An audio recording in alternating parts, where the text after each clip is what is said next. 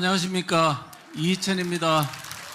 저는 뭘 주목하냐? 이석기를 주목합니다. 이석기, 왜 그러냐 하면 여러분들이 지난 대선 전에 민주당 내에서 경선이 있었지요. 이낙연 지지자들이 굉장히 이재명 지지자들을 비판을 많이 했어요. 그 당 게시판에 보니까 이렇게 되어 있습니다. 이번 경선 결과에 따라 민주당을 지킬 수 있을지 아니면 저 미친 통진당 세력의 통째로 빼앗길지 결정될 것으로 보이는구려. 민주당 내에 지금 이재명 안에 바로 통진당 그룹이 거기 들어가 있다는 겁니다.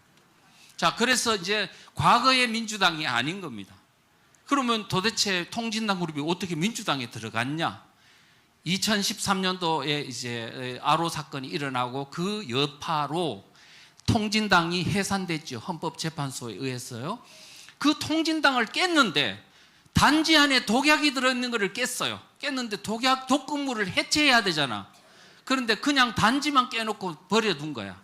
그 독극물이 어디로 갔을까요? 논밭으로 들어가는 거지. 지금 통진당을 깬 후에 그들이 그 혁명가 그룹이 한 진성당원이 4만 명 정도 됐는데 이 사람들이 다 어디 갔냐고요. 민중당이니 진보당이라는 데도 있지만 민주당으로 대거 들어간 거예요. 과거의 민주당하고 다릅니다. 그래서 그런 것들을 생각해 볼 때 이제 그런 얘기들이 이제 나오는 거고요. 자, 그래서 그러면 이번에 들어갔냐? 그게 아니고 이미 이재명 그룹과 통진당 이석기 그룹과는 이미 2010년도 지방선거 때부터 이미 연합이 시작됐어요. 바로 통진당 전에 전신인 민노당의 당권파인 이석기 그룹의 일원인 김미희가 사퇴를 했어요. 사퇴하고 이재명을 밀어줬습니다. 그러니까 야권 연대가 된 거예요. 그래서 이재명이 당선이 너끈하게 당선이 됐죠. 되고 났더니 이재명이 고마워가지고 바로 그 성남시장 인수위원장의 김미희를 딱 앉히고 그 밑에 경기동부남 이석기 그룹들을 쫙 앉혔습니다. 그때부터 이제 성남은 이미 경기동부연합 이석기 그룹의 아지트가 되어 있습니다. 그렇게 한 몸통이 됐다고 다 그런 비판들을 하는 것입니다. 그러면 이게 그러면 2010년도에 그치냐? 그럼 그게 아니고 이미 2003년도에 성남시립병원 추진위를 경기동부연합이 할 때 바로 이재명이 조합장을 했어요. 위원장을 했다고요. 그 다음에 거기서 그치냐 했더니 1990년도 초반에 한 총련이 만들어진 후에 바로 용성총련이라고 용인 성남 지역에 그 조직, 하부 조직이 있는데 거기에 용성총련 이석기가 있던 바로 그 조직에 변호사를 했다는 겁니다. 오랜 인연이 있었던 거죠. 자, 그런 상황에서 보면 여러분은 이재명을 보기 위해서는 그 배후에 있는 경기동부연합 이석기 그룹의 존재를 우리는 알아야 될 필요가 있다. 자, 그런데 이 이석기 그룹 경기동부의 배후에는 북한이 있습니다. 자, 여러분들은 지금 혹시 군자산의 약속이라는 것을 보신 분들이 있을 겁니다. 자, 그런데 이 지금 어디냐 하면은 2013년도 9월 달에 노컷뉴스라는 데서 이석기 사진을 딱 걸어놓고 그 다음에 주제가 뭐냐고 군자산의 약속? 그 다음에 그러면서 이석기 사진을 걸어놓은 거예요. 그럼 뭔가 관계가 있다는 거죠. 무슨 관계가 있냐? 그랬더니 바로 이렇게 되어 있습니다. 지난해 2012년 대선에서 야권 연대로 그 군자산의 약속이 실현될 뻔했다고 이 기사에 나와 있습니다. 그게 지금 무슨 얘기냐 하면요. 군자산의 약속을 한번 볼게요. 2001년도 9월 달에요. 충북 괴산에 가면 군자산이라는 산이 있어요. 거기에 보람원 수련원이라고 있는데 거기서 주사파들의 전선체인 전국연합의 대표자들이 한 700여 명이 모여가지고 결의를 했어요. 무슨 결의를 했냐? 앞으로 주사파들이 다 모여가지고 바로 3년 그 민노당으로 대거 들어간다. 민노당은 원래 PD 계열이 만든 정당인데요. 2000년도 1월 달에 만든 겁니다. 근데 다음 해에 2001년도 9월 달에 이제 결의를 해서 우리 주사파들이 대거 민노당으로 들어가서 당권을 3년 안에 장악하겠다. 그리고 이 당을 발전시켜서 10년 안에 정권을 잡겠다. 10년 안에 정권을 잡겠다는 뜻은 2012년도 대선에서 정권을 잡겠다는 거예요.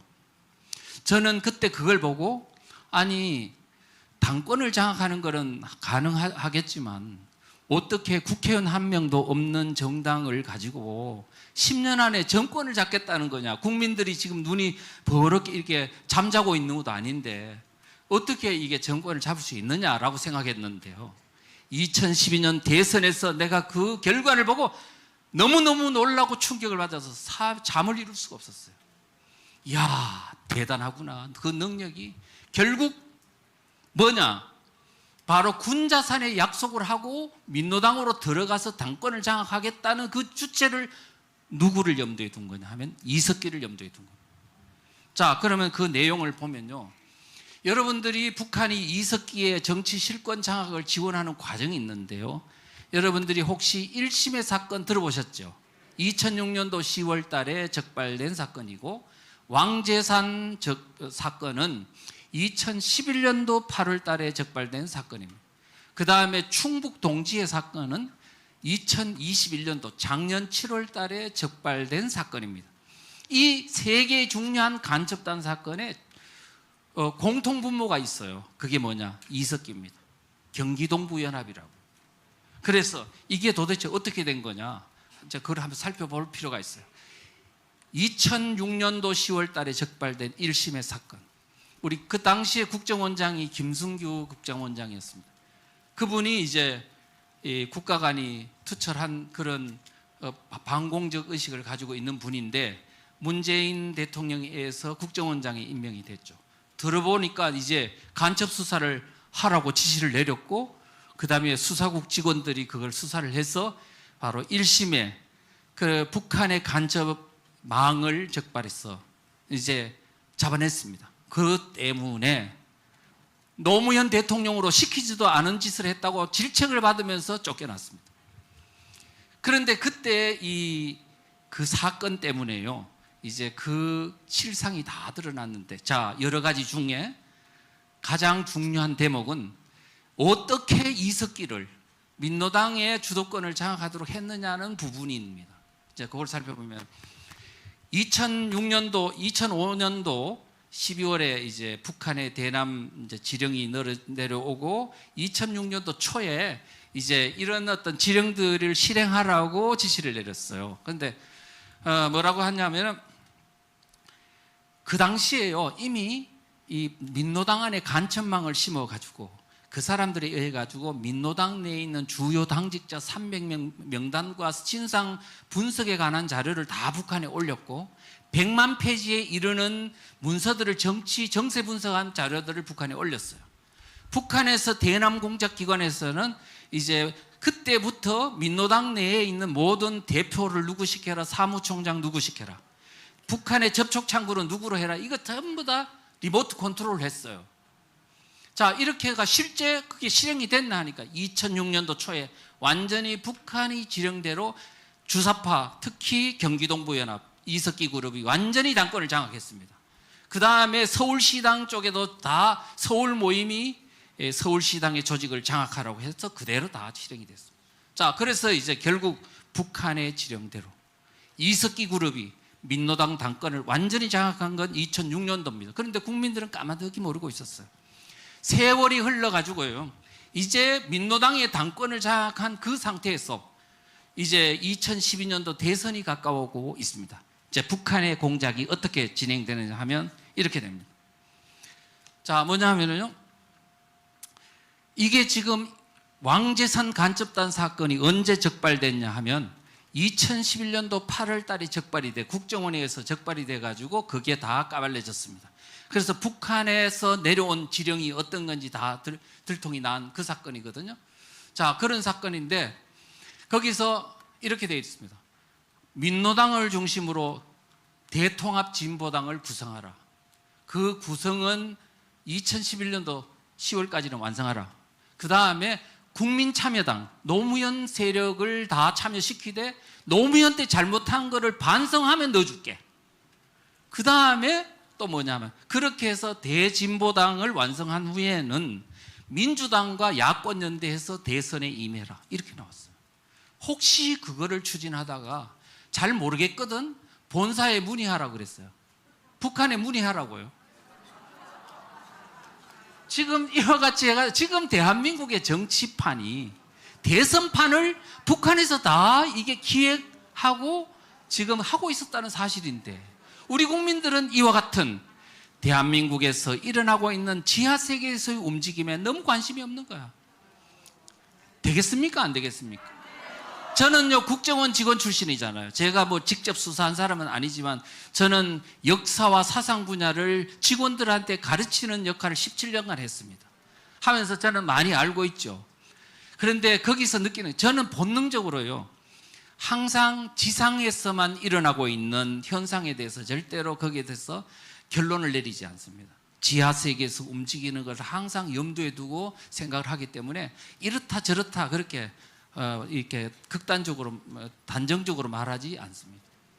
자, 그리고 2012년도 이제 야권연대 준비 완료 끝났는데요. 야, 이게 너무나 놀라운 거는 통합진보당이 완성되고, 그 다음에 민주당과 야권연대를 하기 위해서 준비 작업을 거쳤는데 어떻게 됐냐 하니까, 통합진보당이 창당 완료된 거는 12월 13일, 그 다음에 연대를 할 수 있는 민주통합당의 전열 정비를 갖춘 게 12월 16일, 3일 차이로 딱 완료됐어요.